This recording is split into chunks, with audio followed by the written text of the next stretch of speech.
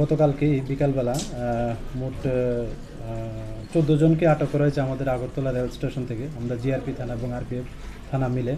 তো এর মধ্যে যে 11 জন তারা বাংলাদেশি ন্যাশনাল, তারা অবৈধভাবে বর্ডার ক্রস করে এসেছে এবং তারা ট্রেনে করে মানে দূরপাল্লা ট্রেনে করে ওই আহমেদাবাদ এবং চেন্নাই যেতে চেয়েছিল এরকম বলেছে আর কি। আর আমরা তাদেরকে সহযোগিতা করছিল মানে আসা যাওয়াতে, এরকম আমরা 3 জন আমাদের যে ইন্ডিয়ান টাউন ওনাদেরকে অ্যারেস্ট করা হয়েছে, মোট 14 জন।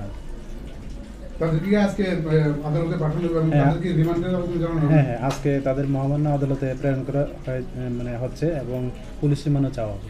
তাদের কাছে কি কিছু সন্দেহজনক কিছু পাওয়া গেছে? সন্দেহজনক এমনিতে তো প্রত্যেকের কাছে স্মার্ট মোবাইল ফোন আছে তো, এবং কিছু ইন্ডিয়ান কারেন্সি এবং বাংলাদেশি কারেন্সি এবং কিছু বাংলা ডকুমেন্টও পাওয়া গেছে।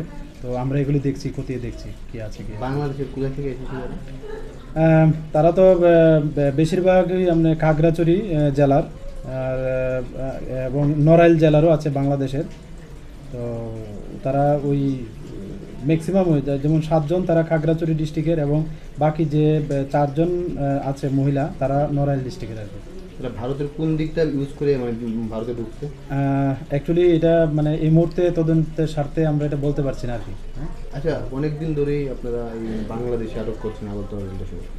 তাদের এই জিজ্ঞাসাবাদের পরে রিমান্ডে আনার পরে মানে কি কারণে তারা বাংলাদেশ থেকে ভারতে আসছে কিছু পাওয়া গেছে? বেসিক্যালি তো মানে তারা বলছে যে কাজ করার জন্যই তারা এদিকে আসছে। তো আবার কিছু বলছে পার্লারের কাজও মানে করতে যাবে এরকম বলছে। বিভিন্ন যে তাদেরকে যে দালাল ধরে মানে পাঠাচ্ছে, তো এগুলিও সন্দিগ্ধ বিষয়। তো আমরা এগুলিও খতিয়ে দেখছি এবং আমাদের এই বিষয়ে আমাদের যে সিস্টার এজেন্সি আছে তাদেরও সহায়তা নিচ্ছি আর কি।